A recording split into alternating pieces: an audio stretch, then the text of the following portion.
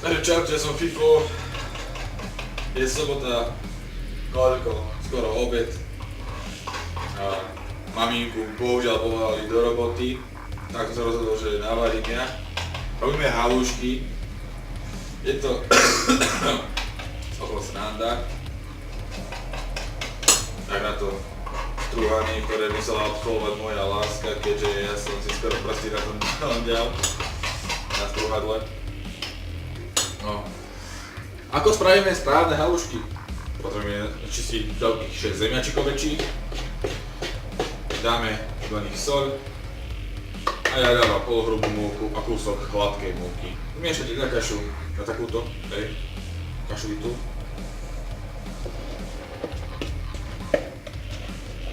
A potom ich spokojne hážete do vriacej vody, v ktorej je soľ.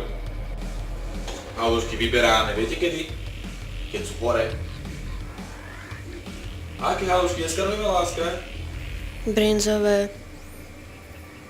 A teraz brinzu na halušky, trošku kyslé smotany a slaninku, ktorá sa robí ako posledná. Najskôr sa nahážu halušky. Bude to mňamky. Či?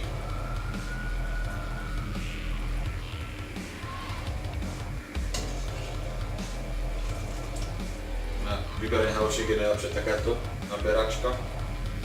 Kto takú nemá, tak si zoberie obyčajnú naberačku a spraví si to digieri. Jasne? Dobre, čaute, takže halušky hotové.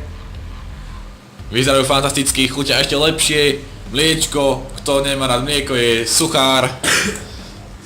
Ibaže mi nie. To bol môj brat, MicroSD, ste vedeli. To si nič nerobte, on je trošku mimo. Dora nachlastal. Moja láska táto papá tiež. To je žako. Ticho. Táto máme vínečko, budeme dneska piť. Trošku, tak za pohárik 2, maximálne, veľa nepijem. Kto o tom nevie, tak o tom práve vie.